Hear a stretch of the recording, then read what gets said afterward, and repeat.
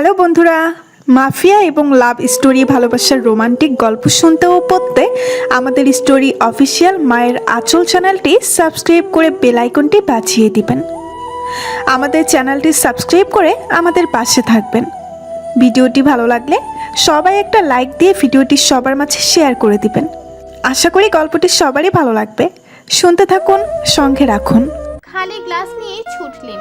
ঈশা বিস্মিত হলো, বলে উঠল, নানাজানের কি হয়েছে? আমি যে এক্ষুনি দেখলাম ওখানে বসে দোয়া দরুদ পড়। বলে শেষ করতে পারল না ঈশা। আফিয়া বেগমের ছায়াখানাও নেই দূর দূরান্তে, চলে গেছেন তিনি। ঠিক সেই মুহূর্তে গ্যাস পোড়ার গন্ধ ঠেকল ঈশার নাকে। ঈশা এমন অদ্ভুত গন্ধ পেয়ে ওর নাক কুচকালো। তখন ওর মাথায় এলো না এটা গ্যাস পোড়ার গন্ধ। তবে মনে পড়তেই বেশি সময়ের প্রয়োজন হলো না ওর। হঠাৎ মস্তিষ্ক সিগন্যাল দিতেই ছুটে গেল সেদিকে। কি বোকার মতো কাণ্ড করলো! চুলায় পানি দিল অথচ চুলা জ্বালালো না।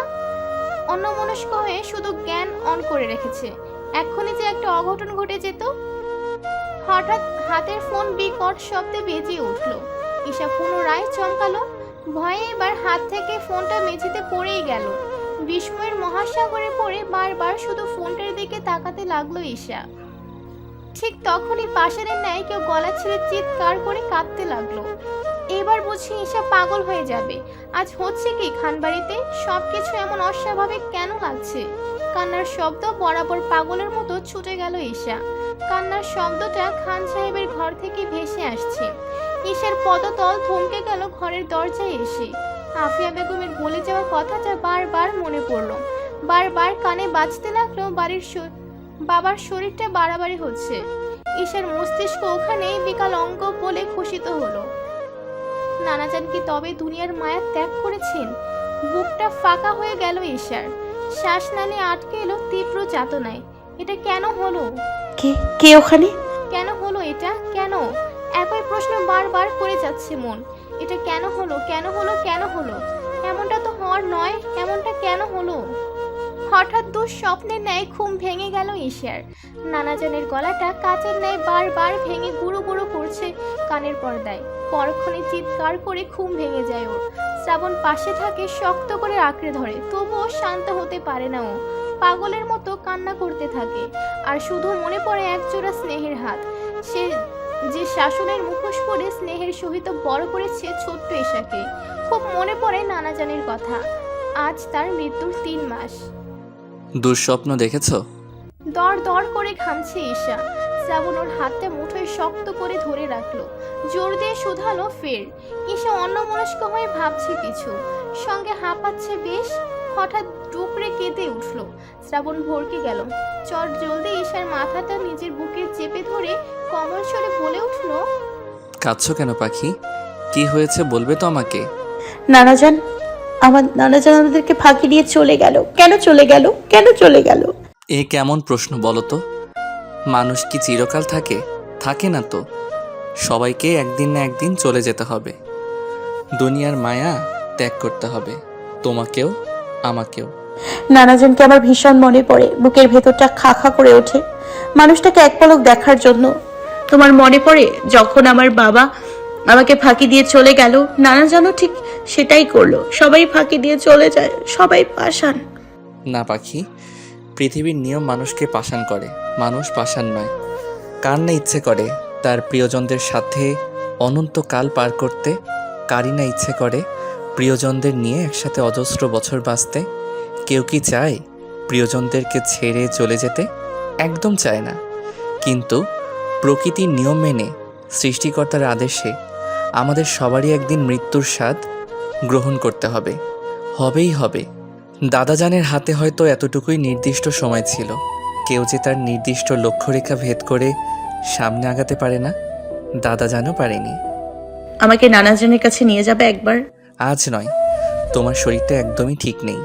এই শরীর নিয়ে না করো না প্লিজ, আমি যেতে চাই, আমাকে নিয়ে চলো। ঈশার কান্নারত মুখ দেখে শ্রাবণ চেয়েও না করতে পারে না আর। শ্রাবণ ভাবে কিছুটা সময় কি করে ঈশাকে বুঝিয়ে রাখা যায়। কিন্তু ঈশা তার ভাবনার মাঝেও আরো অসংখ্যবার অনুরোধ করতে থাকে যাওয়ার জন্য, যার দরুন সে ঈশাকে শান্ত করার জন্য আশ্বাস দেয় তাকে নিয়ে যাবে। 3 মাসে খান সাহেবের কবরের মাটি অনেকটাই শক্ত হয়েছে। প্রথম দিকে কাঁচা মাটির এক অদ্ভুত গন্ধ পাওয়া যেত, এখন আর সেই গন্ধ অনুভব হয় না ঘ্রাণেন্দ্রিয়তে। শ্রাবণ আর ঈশা দাঁড়িয়ে আছে কবরস্থানের পাশে, হাত জোড়ে একত্র করে এক মনে কবর জিয়ারত করছে দুজনে। শ্রাবণ উপরে উপরে শান্ত স্থির থাকলেও ভেতরে ভেতরে তার খুব কষ্ট হয় দাদাজানের জন্য। খান সাহেবের প্রথম নাতি শ্রাবণ, আর প্রথম নাতির জন্য তার টানটা বাঙালিকে আলাদা করে ব্যাখ্যা করার প্রয়োজন নেই হয়তো। শ্রাবণের প্রথম কথা শেখা খান সাহেবের কাছে। তার মা সবসময় বলতো শ্রাবণ নাকি সবার আগে দাদাজান বলে ডেকেছিল, যার দরুন তার পরের প্রত্যেক নাতি নাতনি তাদের ডাকার সাথে জান শব্দটা যুক্ত করে। শ্রাবণের অক্ষিগুলো ভরাট হয়ে ওঠে নিমিষেই। কিছু মধুর স্মৃতি আজ বড্ড দাগ কেটে যাচ্ছে বক্ষস্থলে। ঈশা কাঁদছে ফুপিয়ে ফুপিয়ে। জিয়ারত শেষ করে শ্রাবণ স্নেহের হাত জোড়া বাড়িয়ে দিল ঈশার পানে।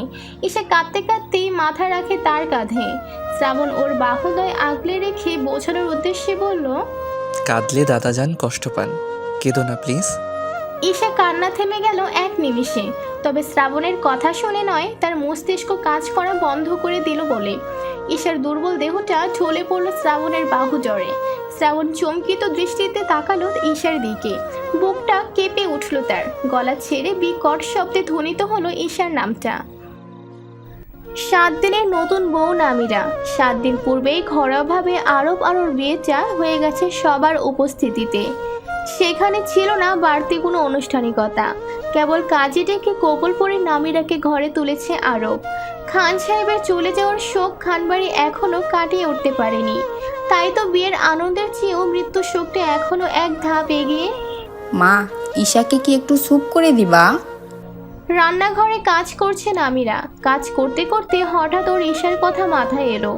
কদিন ধরে ওর শরীরটা খুব খারাপ যাচ্ছে, খাওয়া দাওয়া একদম কিচ্ছু করছে না মেয়েটা। নূপুর বেগম তরকারি কাটছিল। নামিরার প্রশ্নে তিনি মুখ তুলে তাকালেন। আগে সবার নাস্তা হোক মা, আমি না হয় আপনাদের সাথেই বসবো। নামিরা ভীষণ ঘরোয়া মেয়ে, যেদিন থেকে বিয়ে হয়ে এসেছে এবারই। নূপুর বেগম একদম হিসেব করে বলতে পারবে মেয়েটা ঠিক কতটুকু সময় নিজের কথা ভেবে রেস্ট নিয়েছে। আরবের ভাগ্যটা সোনায় বাঁধানো, নয়তো এমন মেয়ে কি এত সহজে মেলে? নূপুর বেগম তরকারি কাটতে নিয়েও কয়েক মুহূর্তে মনোমুগ্ধ হয়ে চেয়ে রইল নামিরার দিকে। আফিয়া বেগম আর মরিয়ম বিবি ওইখানেই আছেন, তারা অন্য কাজ করছিলেন, তবে তাদেরও কাজে কিঞ্চিত বিরতি এলো নামিরার কথা শুনে। আফিয়া বেগম মৃদু হেসে নামিরাকে বললেন, শোনো মেয়ে, তোকে আমাদের সাথে মোটেও বসতে হবে না, তুই ওদের সাথে বসে যাবি। তোকে কিন্তু আমরা মোটেও এত কাজ করতে দেব না, এই বলে দিলাম। 2 দিন শোকে শোকে করেছে ভালো কথা, কলেজ শুরু হলে লেখাপড়ার মনোযোগ দিতে হবে, বুঝেছো? শাসনের আড়ালে বুক ভরা ভালোবাসা শুধু আফিয়া বেগমই দিতে পারেন। এই কথা আর নতুন নয় নামিরার জন্যে। নামিরা সর্বদাই দেখেছে কত গভীর ভালোবাসা আফিয়া বেগমের। নামিরা তার কথার জবাব দিল না, মনে মনে হাসল খুব। আতঙ্ক জড়ানো কণ্ঠস্বর তুতুনের। রান্নাঘরে নিমেষেই ভয়াবহ ত্রাস ছড়িয়ে দিল তুতুনের কথাটি। সবাই এক দফা চমকে উঠে একে অপরের মুখে চেয়ে তাকালো। পরক্ষণেই এক এক করে সবাই ছুটে বেরিয়ে গেল ড্রয়িং রুমের দিকে। শ্রাবণ ঈশাকে পাঁজা কোলে নিয়ে এসে দাঁড়ালো সোফার সামনে। তুতুনের কথা প্রশ্নটিতে তার বক্ষপিঞ্জরের নীরব আহাজারি বাড়ল বই কমল না। ঈশাকে শুয়ে দিল সোফার ওপর। তুতুনের দিকে চেয়ে শুকনো গলায় ঠোক গেলে বলল, পানি নিয়ে এসো। তুতুন দৌড়ে গেল পানি আনতে। ততক্ষণে ড্রয়িং রুমে ভিড় জমে গেল সকলের। এই সময় শমশের সাহেব এবং সাজ্জাদ সাহেবও বাসাতেই ছিলেন। মরিয়ম বিবির চোখের কোণে স্পষ্টতর জল জমল। নামিরা ভিড়ে ঠেলে বসে পড়ল মেঝেতে। ঈশার গালে কপালে বারবার করে হাত ছোঁয়াতে লাগলো। আফিয়া বেগম আর মরিয়ম বিবু এসে বসেছেন ঈশার পাশে। তুতুন পানি নিয়ে এলো। শ্রাবণ চট জলদি সামান্য পানি নিয়ে ঈশার চোখে মুখে ছিটিয়ে দিল ভালো করে, কিন্তু তাতে কাজ হলো না। তোরা কোথায় গেছিলি? প্রশ্ন করলেন আফিয়া বেগম, কণ্ঠে তার বেজায় উদ্বেগ। শ্রাবণ পকেট হাতে ফোনটা বের করতে করতে অপরাধী গলায় বলল, বড্ড জেদ করছিল মা, দাদাজানের কাছে যাব করে কান্না জুড়ল। এরপর আর কি করে না যে পারি বলো, তাই। রেগে গেলেন আফিয়া বেগম, ধমকের সুরে বলে উঠলেন, পাগল হোসনি তো তুই? মেয়েটার শরীরের কথা একবার চিন্তা করবি না? গত 3 মাস যাবৎ মরার মতো হয়ে আছে। তোদের কি বলবো, আমার ভাষা নেই আর। শ্রাবণ নত শিরে দাঁড়িয়ে রইল। শমশের সাহেব বললেন, হ্যাঁ বাবাই করছি। তানি এসে শ্রাবণের হাত ধরে একটা সোফায় বসিয়ে দিল। ফের গেল পানি আনতে। এক গ্লাস পানি এনে শ্রাবণের হাতে দিয়ে বলল। শ্রাবণ মলিন হেসে পানিটা নিল তানির থেকে। কয়েক ঢোকে পুরোটা শেষ করে খালি গ্লাসটা এগিয়ে দিল তানির দিকে। তানি সেটা হাতে নিতে নিতে উসখুস করতে লাগলো। শ্রাবণ প্রশ্নবিদ্ধ নয়নে তাকালো তানির পানে, শুধালো, কিছু বলবি? বল। শ্রাবণের মনে সন্দেহের বীজ রোপিত হলো। একবার ঈশার সরল নিষ্পাপ মুখটার নজর বুলিয়ে উঠে গেল অন্য পাশে। তানিও গেল তার পিছু পিছু। বল, কেন, কিসের রাগ? শ্রাবণ ভ্রু কুচকালো। তানি ছোট্ট একটা ঢোক গেলে আশেপাশে তাকালো। ফের শ্রাবণের হাত ধরে ভয়ার্ত গলায় বলল। চকিতে তাকালো শ্রাবণ। ক্ষণেই তানির হাত থেকে নিজের হাতটা এক ঝটকায় ছাড়িয়ে নিল। অদূরে অচেতন অবস্থায় পড়ে থাকা ঈশার পানে পুনরায় তাকালো। তখন তানি আবারও বলল। শ্রাবণ অবিশ্বাস্য দৃষ্টিতে ফিরে তাকালো তানির দিকে। জানতে চাইল, তুই কি করে জানলি? যা বোঝার বোঝা হয়ে গেছে শ্রাবণের। মেয়েটা এবার নিজেকে শেষ করে ছাড়বে। তুর্যর সাথে ওই অ্যাক্সিডেন্টের পর থেকে ঈশা কম বেশি প্রায়শই অসুস্থ থাকতো। শ্রাবণ ডাক্তারের সাথে রেগুলার কথা বলতে থাকে ঈশাকে সুস্থ রাখার জন্য। তখন ডাক্তার একদিন শ্রাবণকে অ্যালার্ট করে ঈশার প্রেগনেন্সির ব্যাপারে জানায় বাচ্চা নেওয়ার জন্য যেন বেশি তাড়াহুড়ো না করে। ঈশার পাকস্থলীতে বিষের পরিমাণ একটু বাড়াবাড়ি হওয়াতে সব কিছুই খানিক পেঁচে পড়ে যায়, যা বাচ্চা নিতে গেলে তারা ফেস করবে। তাই ঈশার সুস্থ হওয়ার পরেও কিছুটা গ্যাপ রেখেই যেন তারা বাচ্চা নেয়।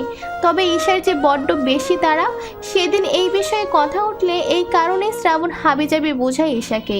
এখন সে নিজেকেই বকছে মনে মনে। ঈশাকে সবটা সহজভাবে বুঝিয়ে দিলে ঈশা নিশ্চয়ই বুঝতো। সূর্য ঢলে পড়েছে পশ্চিম আকাশে। অন্তরিক্ষের লাল হলদে আবরণ পশ্চিমের রূপ বদল ঘটিয়েছে নিদারুণ আকারে, মনোমুগ্ধকর। শ্রাবণের ললাটে গুনে গুনে ঠিক 3টে ভাঁজ পড়েছে। সে চিন্তিত, মহা চিন্তায় জমে যাচ্ছে। এমন আনন্দিত, প্রীত আর সন্তোষজনক সংবাদ কোনো দীর্ঘ আঘাত, কোনো দীর্ঘ ঘা দিয়ে যাবে না তো তাদের জীবনে? কেন করলে তুমি এমন ইস্যু পাখি? কেন করলে? নিজের জেদকে জিতিয়ে দিয়ে কি এমন পেলে? এ কি করছো? একখানা আতঙ্কগ্রস্ত কণ্ঠ কর্ণপাত হতেই চমকে উঠল শ্রাবণ। ঘুরে পেছনে তাকাতে তাকাতে কণ্ঠের মালিক সম্মুখে এসে দাঁড়ালো। শ্রাবণ তাকে দেখতে পেল না সুষ্ঠুভাবে। তার পূর্বে সে সজোরে আঘাত করলো শ্রাবণের হাতে। অমনি শ্রাবণের হাতে ফসকে পড়ে গেল জ্বলন্ত সিগারেটের শেষাংশ। সিগারেটটা নিচে পড়তে হুঁশ ফিরল শ্রাবণের। চট জলদি ঈশাকে নিয়ে 2 কদম সরে গেল পেছনে। আরেকটু হলে হাত জ্বলে যেত ছোট্ট অগ্নিকুণ্ডায়। শ্রাবণ নিজের বোকামিতে দীর্ঘশ্বাস ছেড়ে কপাল ডলতে লাগলো। সিগারেট খাচ্ছ? ঈশার কঠিন স্বর শোনা গেল। শ্রাবণের সেসবে কোনো হেলদোল নেই। তার কিছু একটা মনে পড়তে ঈশার হাতটা ছেড়ে সরে গেল খানিক দূরে। ঈশা অবাক হলো, অভিমানে ভারী হলো অন্তঃস্থল। কিছু বলবে? মেয়েটার মাঝে এত মায়া কেন? এই যে সামান্য এক প্রশ্ন করলো সে, তাতেও যেন এক ঝাঁক মায়া ছড়িয়ে দিল চারপাশে। আতরের খুশবুর ন্যায় ছড়িয়ে পড়লো সেই মায়া। শ্রাবণ পারবে না ওর সাথে রেগে না অভিমান করে থাকতে। বড্ড দুর্বল সে এই জায়গাটায়। যা বলতে এসেছো বলে চলে যাও, আমি কিছুক্ষণ একা থাকতে চাই। শ্রাবণ বড্ড পাষাণ, আর বারবারই এই পাষাণ মনোভাব সে আঁকড়ে ধরে বসে থাকতে পারে। এতে ঈশার বিন্দুমাত্র সন্দেহ নেই। এমনিতেই অপরাধ বোধে কারো দিকে তাকাতে পারছে না ও। তার উপর শ্রাবণের এই তীব্র অভিমান কি করে ভাঙাবে ও? তুমি কি খুব রেগে আছো? রেগে থাকবো কেন? কি এমন করেছো যে আমাকে রেগে থাকতে হবে? ঈশা থমকায়। শ্রাবণ হয়তো ওর মুখে শুনতে চাচ্ছে ওর করা ভুলের কথা। ঈশা বলতে রাজি, কিন্তু এর পরের যে ঝড় ওর জন্য অপেক্ষা করছে সেটা কি করে সামলাবে? আমাকে প্লিজ মাফ করে দাও। আমি হয়তো একটু বেশিই করে ফেলেছি। আমার অবশ্যই ধৈর্য ধরা উচিত ছিল। আমি অনেক ডেসপারেট হয়ে পড়েছিলাম। আমাকে ক্ষমা করে দাও। কান্নায় সিক্ত হলো তার মায়াবী নেত্রদয়।